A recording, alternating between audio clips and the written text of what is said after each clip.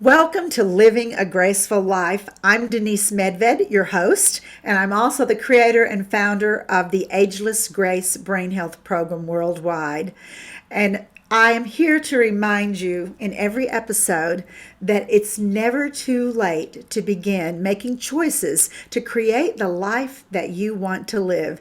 It doesn't matter your age, your geographic location, what kind of job you do, what income you make. You are in charge of making choices that affect your mind, your body, your spirit, your emotions. And I am thrilled to have Gail Kondrick as our guest tonight. And she is going to be talking to us about connecting with nature, a sacred quest for life. And obviously, it is about adding more grace to your life by inviting in the sacred in some interesting and special ways. Thank you for being here, Gail. Oh, Denise, it's a delight to be here and to meet some of your participants on the program and to be with you. Thank you. Thanks so much for being here. And let me tell you just a little bit first about something that stimulated this conversation with Gail and I. And it's a quote from Dr. Mark Hyman that sort of ties in the brain health of what I do and the sacred journaling and walking that Gail does. Dr. Hyman said, "Did you know that stress can actually shrink your brain? Cortisol, which is our stress hormone, binds to receptors on the hippocampus, the region of the brain that's responsible for memory, and it down. That's why stress management is so important." Now, listen to what he says. We didn't pay him to do this. Journaling, mindful meditation, exercise, or working with a licensed therapist can help you find ways to better manage your stress. So that leads right into what our topic will be. And again, that is about connecting to the spiritual and the sacred through nature. So let me tell you about Gail a little bit. She's an author, she's a teacher. She frequently speaks on creativity, spirituality, personal empowerment. In 2013, she answered a call to begin a daily practice of walking in nature, not her normal routine. Her discovery that the natural world was calling her into a deeper connection with the sacred led to her first book, Walking the Grove, Journal of a Sacred Encounter. She's been studying spirituality and mysticism at the Caroline Myss Educational Development Institute since 2004, and she's a sacred contracts archetypal consultant. She's also, I'm proud to say, an Ageless Grace educator, an advanced labyrinth facilitator, a NIA teacher and former white belt trainer, and a retired television executive. She has done this before many times. Her virtual and in person courses include deepening your connection with nature, creating your own journal of a sacred encounter, the art of observation, ancient rhythms, new connections, release your inner artist, your destiny is in your closet. And I already told her that we're going to have her back because that's very intriguing. And her latest course is Spirituality, Nature, and the Labyrinth, an inner quest for seekers and creatives. So I'm thrilled to have her tell us a little bit more about this topic tonight and how she came to write her book and how she practices inviting more sacred into her life. Oh, thank you. Thank you, Denise. And hello, everyone. Good evening. Well, the best credential that was not mentioned is friend of Denise. And so I treasure that credential, I assure you. And this topic for me is one that if you'd asked me this 15 years ago and said, what are you going to be doing when you retire? Or what do you think? Never in a million years would I have thought it was going to be this. And when Denise said, as I say, I received a call, I think for many of you, you know what we're talking about there, and might have already received one yourself. But what I mean by a call is an intuitive hit, an intuitive direction that I just followed. And for me, that intuitive direction came to get up, go outside, and walk a certain area close to my home repeatedly. And out of that, that familiarity with the same place in a spot that I truly loved was what led me into going deeper into seeing what my real connection with nature was, and what it could become.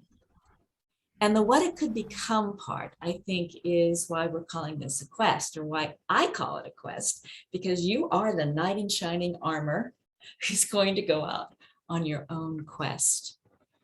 And having that experience with nature is something that's available to everyone, whether you're looking out the window or actually physically walking. When I started the walk myself, there were times when I just did not want to get up and go, but I did it almost daily for 2 months. And as Denise tells us and tells the Ageless Grace educators, if you do something for 21 days, it can become something that sticks with you. It's like a habit that you can really depend on. And for me, it became very fulfilling. There were very few days when I missed, occasionally, but very few days. And I began to actually make my plans around these nature walks. So for example, I will tell you, which you cannot tell anybody else, that I would miss meetings. I would say, oh, gee, I'm so sorry I missed that meeting. Or, oh, I have a meeting. I have an appointment. And I did. I had an appointment with nature. And through that appointment with nature, I began receiving information. And it was just that simple. I began looking differently at my world, at the world that I wanted to talk more about, to write about, to understand better. I began essentially learning how to practice what I call the art of observation. And it's a way of deepening a connection with nature that anyone can do. I'm curious, why do you call it the art of observation? Why is it an art? I think that it's an art because we put more into it. So for example, all of us know how to take a walk and look around. We can look around as we're moving. We can look around while we're sitting and looking out the window. But there's a difference between looking around and the art of observation. So let me tell you a little bit more about that, the art of observation itself and why it can benefit you. It is like finding a new muscle. And the same way that you build a muscle up from repeated movement and exercise and flexibility, you can do the same thing with your relationship to nature.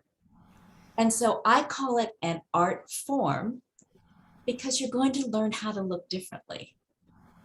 You're going to create this muscle, which is a relationship muscle to the natural world that allows you to go in, for yourself, for you to see things. And to practice the art of observation, you need to have a Zen master. So you either have a dog or a 3-year-old. so just kind of imagine yourself. Yeah, or take Jax for a walk. Yeah. Walk, stop, sniff, right? As a 3-year-old, walk, stop, squat. Walk, squat, taking time, because everything is fascinating. Everything has a sensory awareness, whether it's a smell, a taste, a touch, everything about it can bring you closer in to go deeper into it other than just seeing. And I think a lot of people really believe, and I certainly did, that I was seeing things. And, I've lived on the planet a long time now. I take walks, I see things, but the art of observation is different. it's going to draw you in to stop, to really look, and to contemplate what you're seeing, either the meaning of it, what it means to you, or maybe another meaning that you receive. And I think, Denise, you told me you had some experience with that. I did. I have taken two or three of Gail's courses, and I will be honest, confession time right in front of Gail, that I thought, well, I take walks all the time. I'm a hiker. I observe, I write poetry, all these types of things. But when I took her course, I was amazed at what I saw that I hadn't seen before, and at how literally, I use the word gracious, how gracious I felt I was being to myself to give myself time to really, as you say, contemplate what I'm seeing. Not just, oh wow, look at that sunrise, but wow, look at the sunrise behind those three trees that look like sisters standing next to each other. And look at that sunrise that has a little bit of mist in front of it. And I was seeing things I'd never seen before. And then we were encouraged to be there and notice and observe and pay attention, contemplate, and then write about it. And so I was pretty amazed at what came out of that first course, especially. It encouraged me to take two more courses with her, because I would have said that I had a good connection with nature, and I did. But so I could call this deepening your connection with nature, and really learning how to, as you say, contemplate. So it was a powerful gift that you can give yourself, and it's a way of inviting more grace into your daily life. Yeah. Well, Denise, thank you for that. And your experience is similar to what people are telling me about the course, and what surprised me a little bit too. I mean, all I did was go out starting to take these walks, but suddenly, and in particular, because I was in the same locale, when you use that as an option of I'm in this area, then you notice the little subtle changes. So if I were to take a walk each day in a different spot, I'm sure I would observe things and enjoy them. I could go back, I could journal about them. If I'm looking at the same thing, I'm beginning to notice, that leaf is beginning to unfold, or oh, that bird wasn't there yesterday, or oh my goodness, it must be hummingbird season. I just saw one. So there's so much of the same area that can help you. And when I started the first of the courses that I did, I made an assumption that people were joining it for writing, and they were. But the results of what they were getting was writing, but there was this other thing that was starting to happen. And I think that's what's really precious, and that's what's available to all of us. And that is that they were saying that not only were they looking and observing, and they're putting notes and they're writing, and they felt more connected to the natural world, but that their entire world was beginning to expand, that they were learning the benefits of slowing down. How Powerful. often have you ever been told to slow down? Absolutely. And I am not particularly naturally good at slowing down. And those of you who are watching the show know that I'm a pretty fast mover. And this was powerful for me. And I do want to throw out this thing. Gail is physically located in Florida, where the weather is mostly good most of the time. And I am in the mountains of the Blue Ridge Mountains in North Carolina, where there is a winter. It's not severe, it's not horrible, but there is a winter. So what she encouraged me to do when I took the first course, which was in late January, early February, was don't go out walking, but look at the same spot every day, out your window or off the deck or something like that. And so I got to experience what she's talking about right now. I thought, well, okay, this is a pretty view, but I mean, what am I going to get out of watching this every day for the next month and a half? Well, guess what? I got a connection not only to nature, but a connection to the sacred, to the unfolding of life before my very eyes. and seeing, as you say, those subtle differences that can speak to us in myriad ways, including metaphor. Like I saw a lot of metaphor in nature that personally connected me to nature and to God and to what I call God and the sacred. Other people might have had a connection to their art or their music. I don't know for sure, but it connected me to something greater than myself. Yeah, that's the perfect segue. I'm going to just read a little bit from the book, and you'll understand why I'm doing it in a moment. The book is called Walking the Grove, Journal of a Sacred Encounter. And this is in the introduction. The crucial key, as it turned out, was the simple act of getting myself up and out of my house early in the morning to walk the grove. Exploring the paths of a mangrove forest while walking barefoot and sweeping away spider webs from my face and palmetto bugs. Those are flying roaches for those of you who do not live in Florida.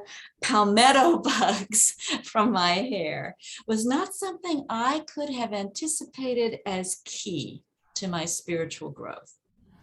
But it was during these almost daily walks that I learned to see beneath the surface of the waves, just as I would learn to see beneath the seemingly solid surface of my life.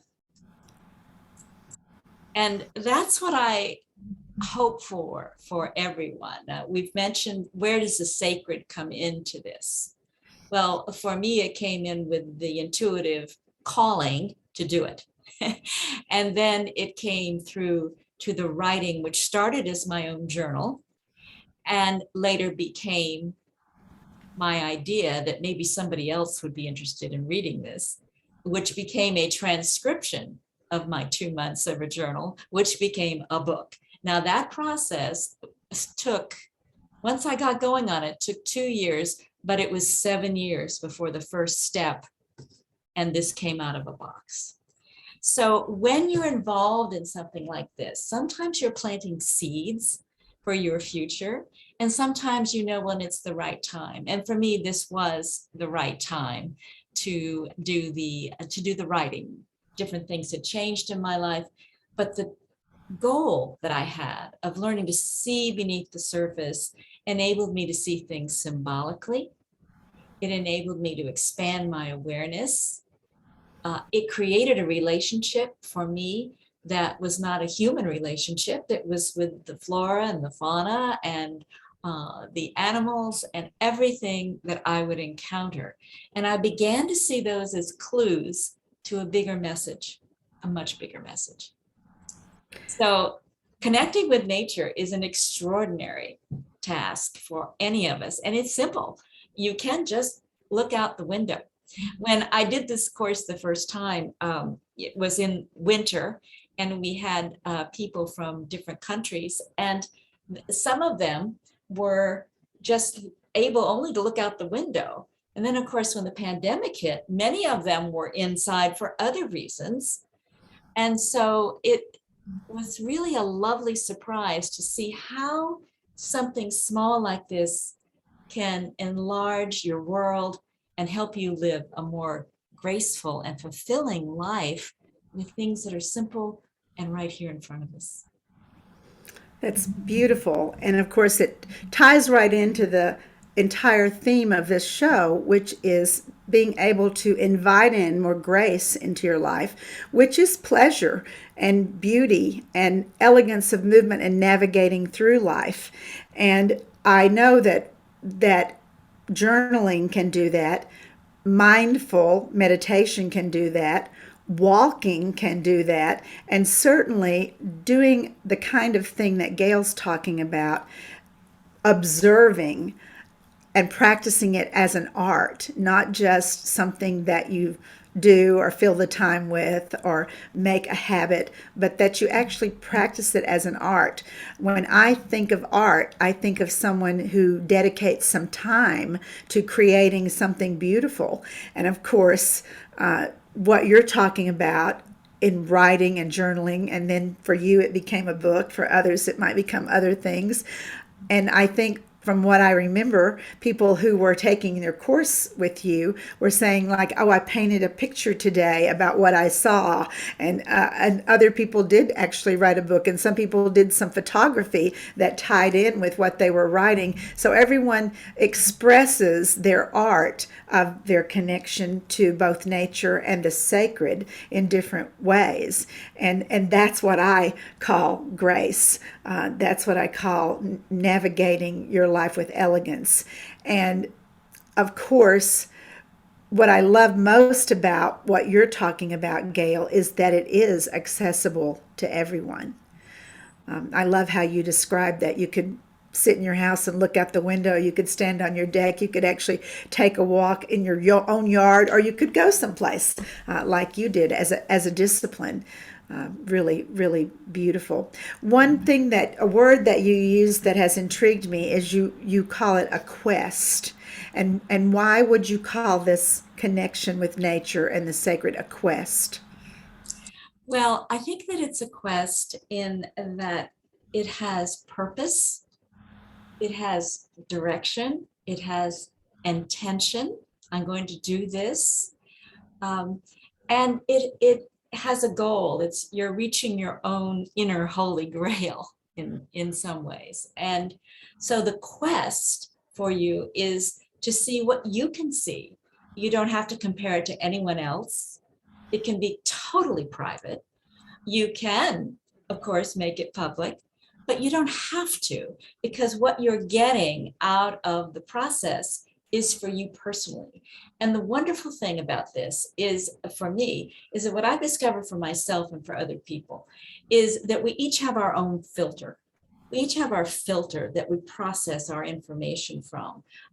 What we feel is a spiritual call, or what we feel is spiritual direction, or based on who we are, what our training is, and everything that we've absorbed.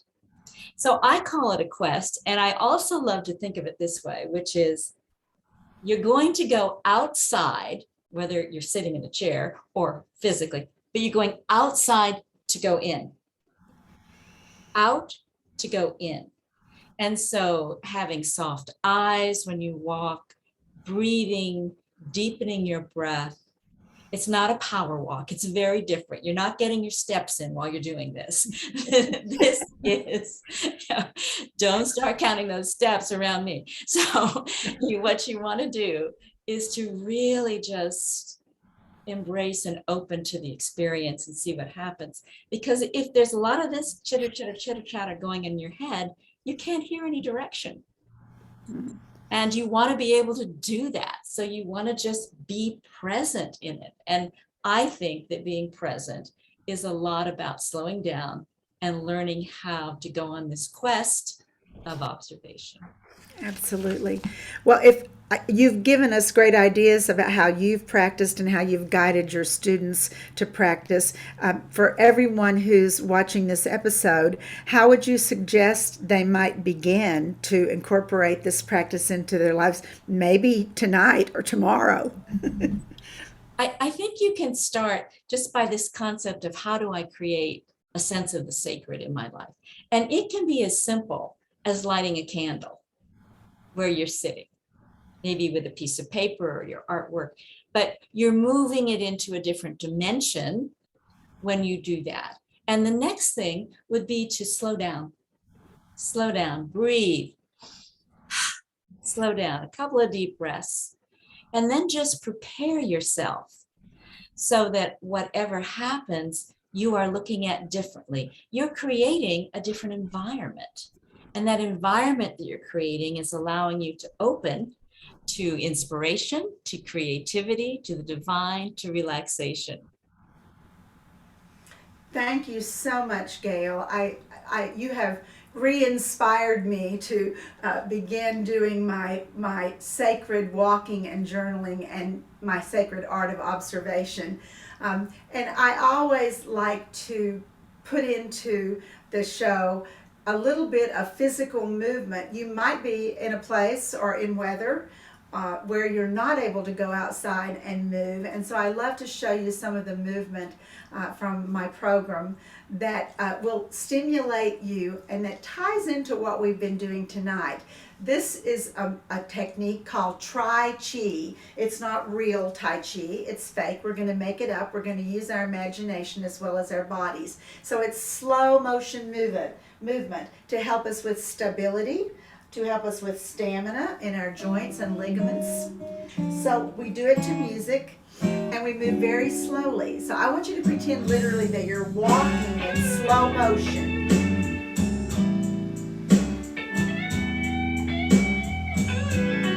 So I hope you'll join me and do this. Don't just watch me do it. That means I'm the one getting the benefit. I want you to get the benefit of how it feels to engage your brain as you're moving your chair. And then let's pretend we're on the beach where Gail lives, and we're gonna look out, slow motion. We're shielding our eyes from the sun. We're getting as much of a range of motion and expansion of our view as possible. Maybe we even reach down and gather shells or gather a flower or perhaps a twig. And I know for a fact from reading Gail's book that she made friends with a beautiful tiger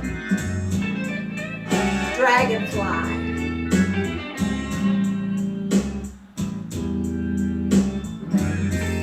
Climbed through mangroves. She stepped over things and around things. And remember, she told us that she wiped palmetto bugs out of her hair.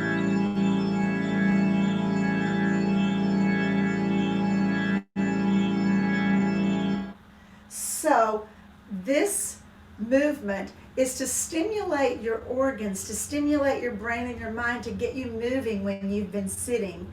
And I thank Gail for being here tonight and inspiring that kind of movement in us. So I want to remind you all again that the reason we're here is that we want to remind you it's never too late to begin making choices to create the life that you want to live.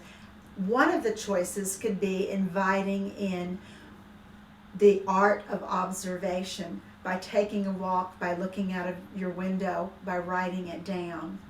So what if we were each to make a commitment that one day this week, in the morning, in the afternoon, in the evening, we would be willing to try something new and different and take that walk that Gail's been telling us about and possibly invite in a little bit of observation, a little bit of nature, a little bit of the sacred into our lives.